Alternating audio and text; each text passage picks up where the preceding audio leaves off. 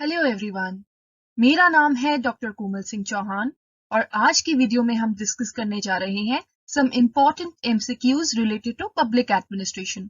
और इस वीडियो में हम जिन टॉपिक्स के एमसीक्यूज को डिस्कस करेंगे वो टॉपिक्स हैं development administration, comparative public administration and ecological approach.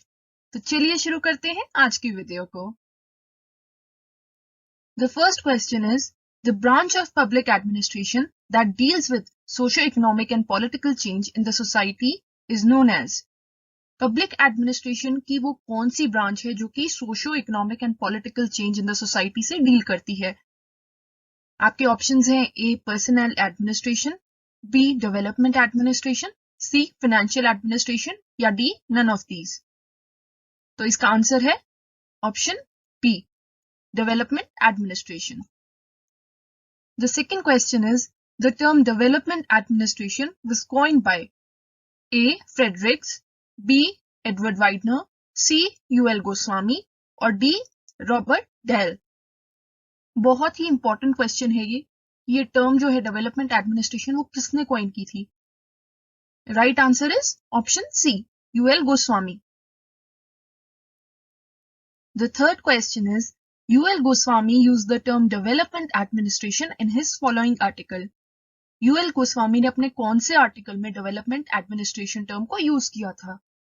Option A है the structure of development administration in India, option B development administration in India, option C development administration concept and goals या option D development administration a case study of India.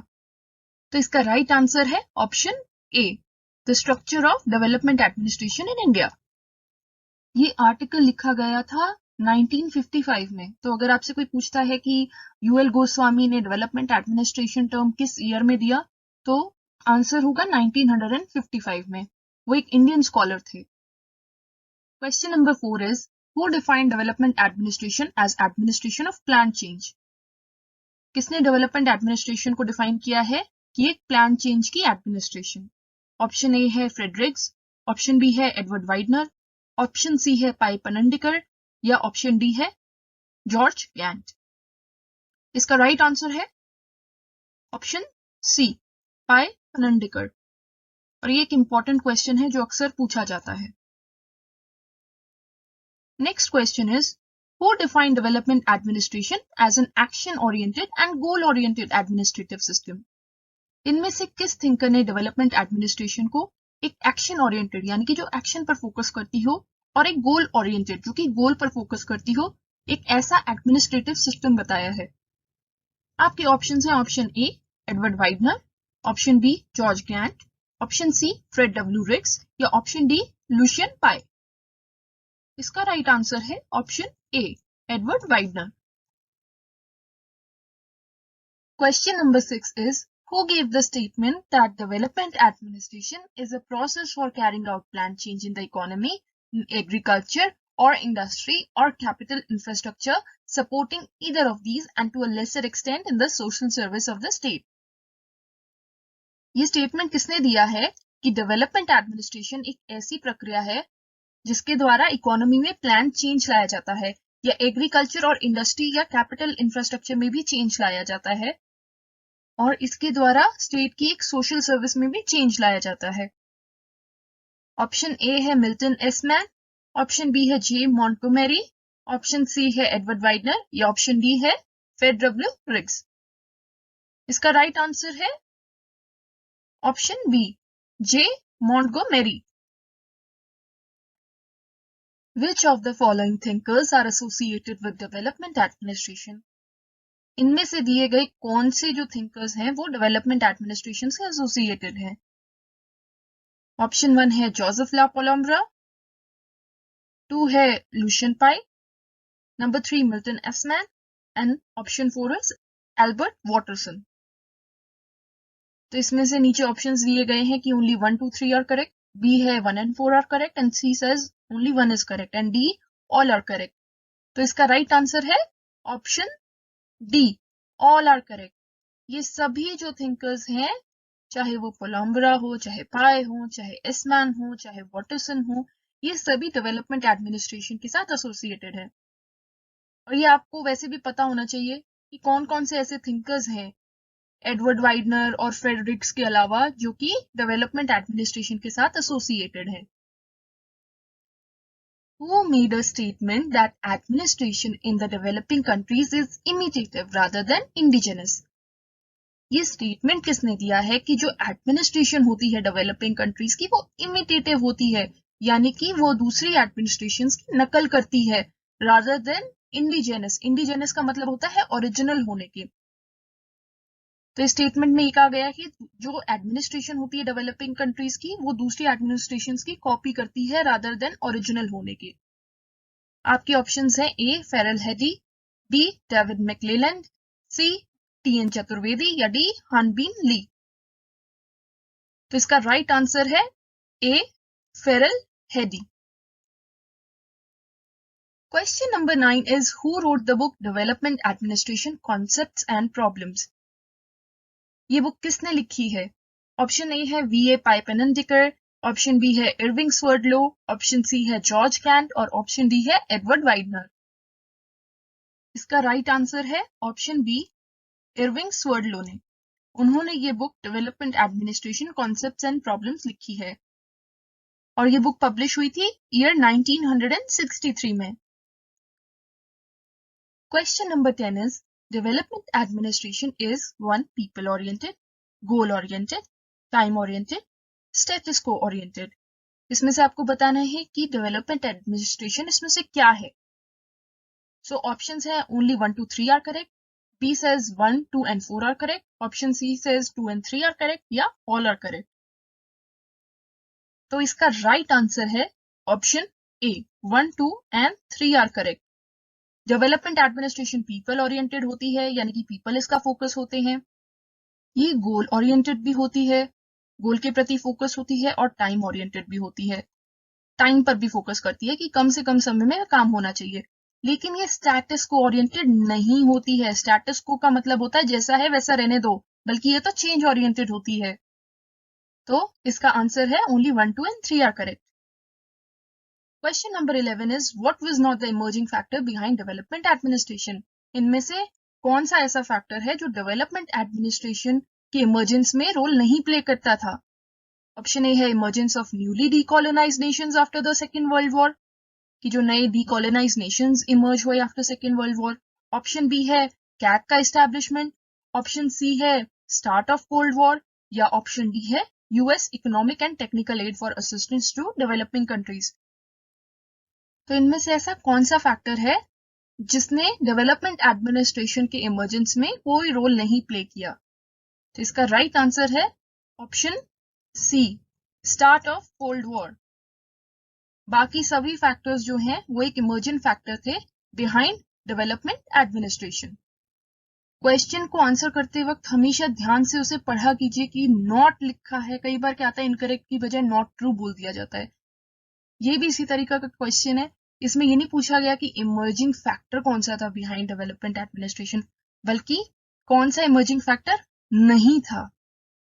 Question number 12, comparative administrative group और CAG was established in the year 1963, funded by Ford Foundation, chaired by Fred W. Riggs, established in USA। इसमें से आपको correct answer बताना है कि ये जो statements हैं इनमें से कौन सी स्टेटमेंट्स सही हैं। तो इसका राइट आंसर है ऑप्शन सी 1 2 3 4। ये सारी जो स्टेटमेंट्स हैं ये सही हैं।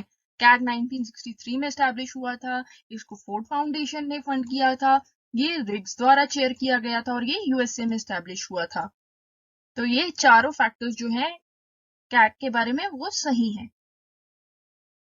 According to Donald Stone, what are the 4 P's of development administration? Donald Stone के मुताबिक कौन से इनमें से 4 P's हैं डेवलपमेंट एडमिनिस्ट्रेशन के? तो इसमें एक और क्वेश्चन यहाँ से निकल के आ रहा है कि 4 P's ऑफ डेवलपमेंट एडमिनिस्ट्रेशन किसने दिए थे? वो दिए थे डोनाल्ड स्टोन ने।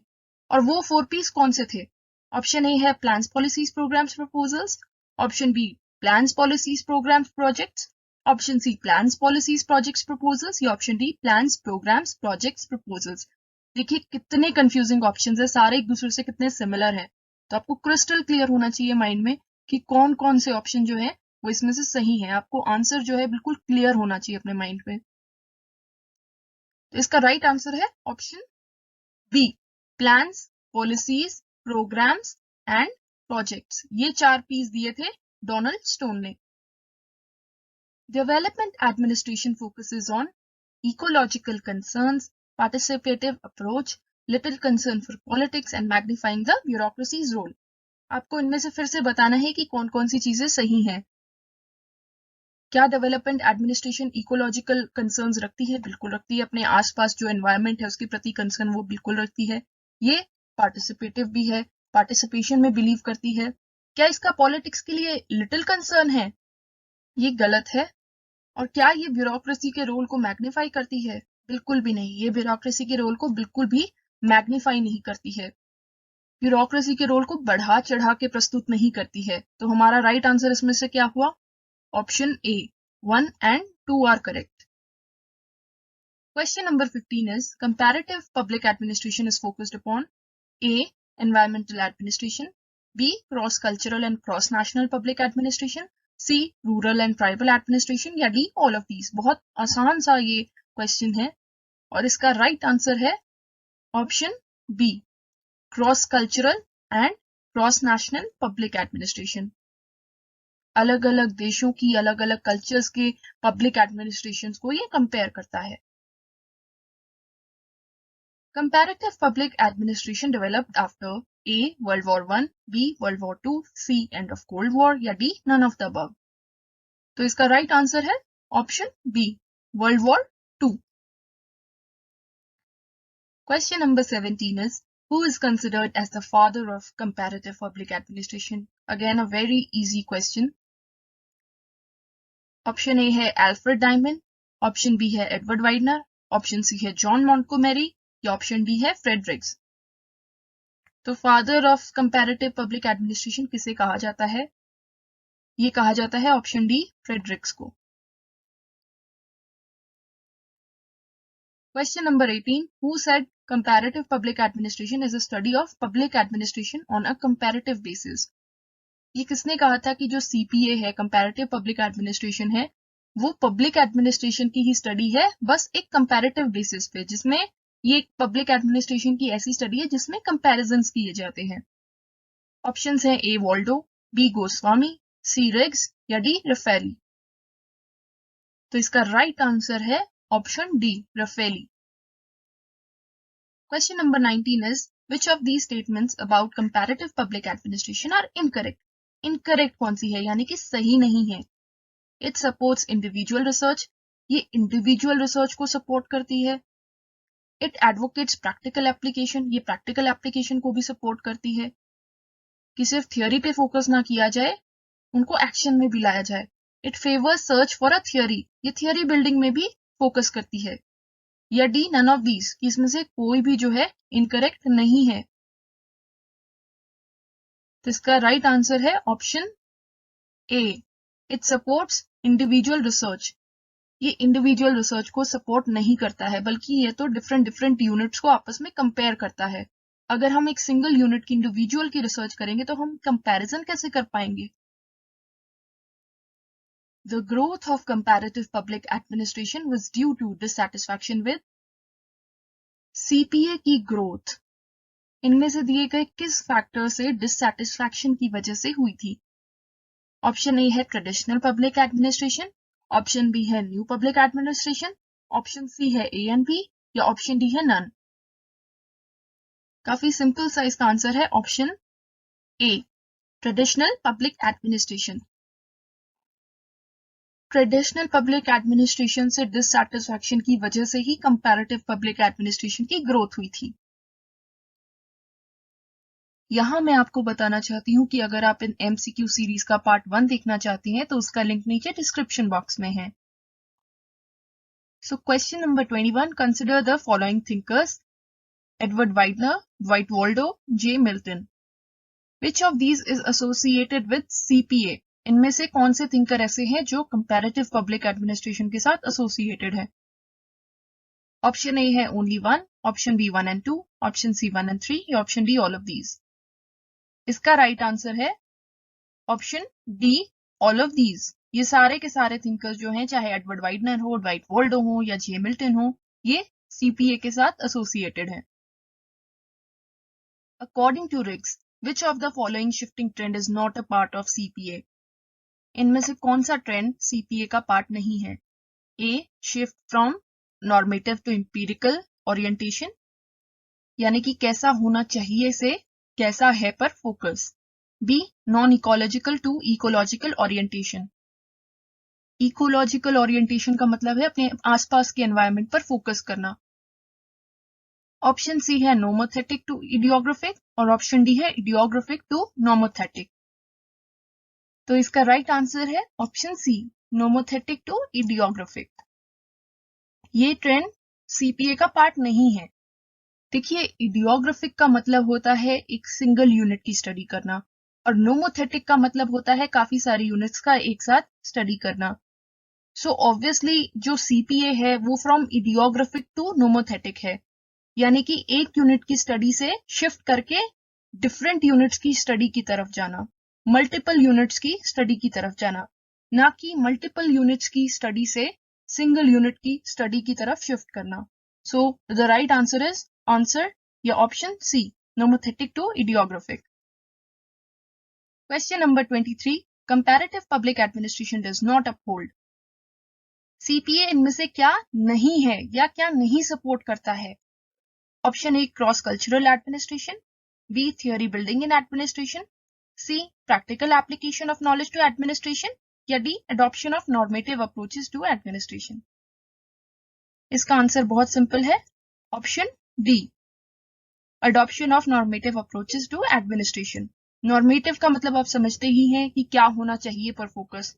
तो सीपीए तो सपोर्ट ही नहीं करता नॉर्मेटिव अप्रोच को, ये तो प्रैक्टिकल अप्रोच को सपोर्ट करता है कि क्या है, इंपीरिकल को सपोर्ट करता है ये, बजाय कि नॉर्मेटिव के। The examination of administrative phenomena in relation to its external environment. जब हम एक एडमिनिस्ट्रेशन को स्टडी करते हैं उसके एक्सटर्नल एनवायरनमेंट के रिलेशन में, यानी आसपास के वातावरण को देखकर हम एडमिनिस्ट्रेशन की स्टडी करते हैं, उसे क्या कहते हैं? A, idiographic study, B, empirical study, C, ecological study, या डी, नन ऑफ दीज। इसका राइट आंसर है C, ecological studies. The full form of ASPA is American Society for Public Associations, B, American Society for Public Administration, C, American Society for People's Assistance, या D, American Society for Private Administration. तो इसका right answer है, एस्पा की full form होती है American Society for Public administration, और इसे कब एस्टैब्लिश किया गया था? ईयर 1939 में। Question number 26, Riggs used how many analytical tools to explain his administrative theories? Rigs ने अपनी एडमिनिस्ट्रेटिव थियोरीज में कितने एनालिटिकल टूल्स का यूज किया था? ऑप्शन ए है 2, बी है 3, सी है 4, डी है 5। इसका आंसर है ऑप्शन बी, 3। उन्होंने 3 एनालिटिकल टूल्स का यूज किया था, और वो 3 टूल्स क्या थे? पहला था इकोलॉजिकल अप्रोच, दूसरा टूल था स्ट्रक्चरल फंक्शनल अप्रोच, और तीसरा था मॉडल बिल्डिंग या ideal models. Question number 27 is, who wrote the book Prismatic Society Revisited? इस बुक को किसने लिखा था? ऑप्शन ए है एडवर्ड वाइडनर, बी, फ्रेड रिग्स, सी, ड्वाइट वॉल्डो, या डी, इनमें से कोई भी नहीं।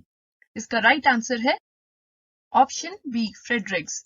और आपको नीचे कमेंट कर कर बताना है कि ये जो बुक है प्रिज्मेटिक सोसाइटी रिविजिटेड, ये किस ईयर में पब्लिश हुई थी, क्योंकि ये बहुत इंपॉर्टेंट क्वेश्चन है, अक्सर पूछा जाता है। कभी ये बुक पूछ ली जाती है, कभी इसका ईयर पूछ लिया जाता है, तो आपको कमेंट करके बताना है कि इसका ईयर ऑफ पब्लिकेशन क्या है। Question number 28, any approach that focuses on a unique case, the historical episode, or studies the single agency or country is called?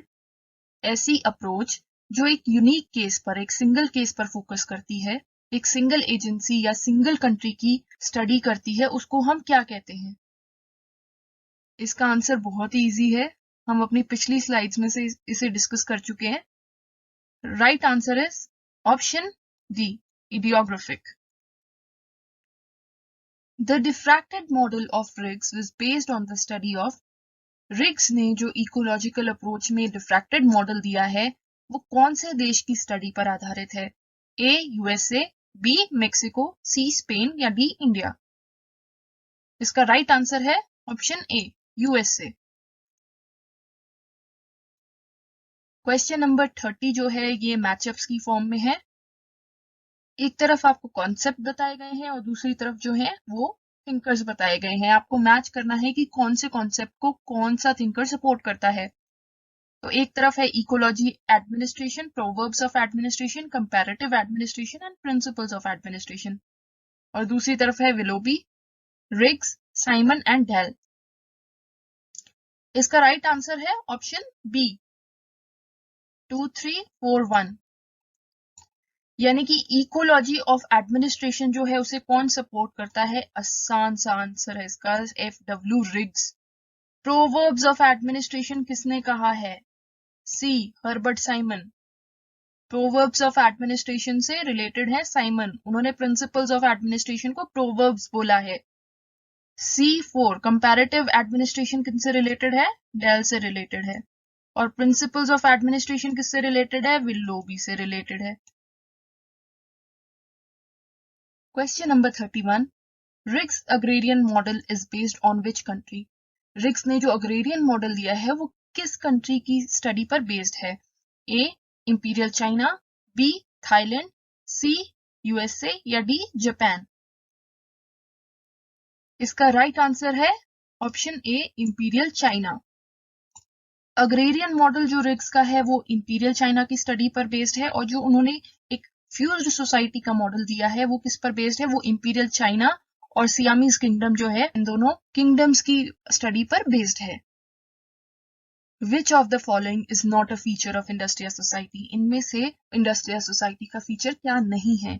A achievement based classification, जो क्लासिफिकेशन है society में achievement के base पर है। B egalitarian class system, C stable local groups या D high mobility? तो इसका right answer है option C stable local groups. Industrial society में स्टेबल लोकल ग्रुप्स नहीं होते हैं, बल्कि ये तो फीचर होता है अग्रेरिया सोसाइटी का। Next question is which of these is not a characteristic of diffracted society? इनमें से डिफ्रैक्टेड सोसाइटी का क्या फीचर नहीं है? A specialisation, B presence of ascriptive values, C economic system based on demand and supply या D responsible government? इसका right answer है option B presence of ascriptive values. ये डिफ्रैक्टेड सोसाइटी का feature नहीं है, बल्कि एस्क्रिप्टिव वैल्यूज तो diffracted society में एब्सेंट होती हैं। एस्क्रिप्टिव वैल्यूज होती हैं ऐसी वैल्यूज या मूल्य जो कि हमारे बर्थ के साथ रिलेटेड होती हैं, जैसे कि कास्ट या class. According to Riggs, when modern features of society exist along with traditional features it is known as. जब मॉडर्न फीचर्स ट्रेडिशनल फीचर्स के साथ एग्जिस्ट करते हैं एक सोसाइटी में, उसे हम क्या कहते हैं? A functional overlapping, B formalism, C heterogeneity या डी पॉलीकम्युनलिज्म? इसका राइट आंसर है option C heterogeneity. Question number 35, the term sala used by Riggs refers to. Riggs ने जो टर्म सलाह यूज की है वो रिफर करती है A administrative subsystem of a prismatic society, prismatic society के एडमिनिस्ट्रेटिव सबसिस्टम को। Option B social subsystem of a prismatic society, ऐसी सोसाइटी के सोशल सबसिस्टम को।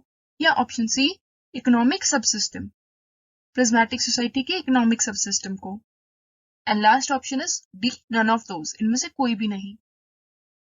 तो सलाह टर्म जो रिग्स ने यूज की है वो है option A administrative subsystem of a prismatic society को रिग्स सलाह बोलते हैं। और इकोनॉमिक सबसिस्टम को क्या कहते हैं रिग्स? इकोनॉमिक सबसिस्टम के लिए रिग्स ने टर्म यूज किया है bazaar canteen model. The word sala used by Riggs is taken from which language? Sala word किस लैंग्वेज से लिया गया है? A German, B Spanish, C Chinese या डी डच? तो इसका राइट आंसर है option B Spanish. Question number 37, which of the following is not a characteristic of sala model? इनमें से क्या सलाह मॉडल का कैरेक्टरिस्टिक नहीं है?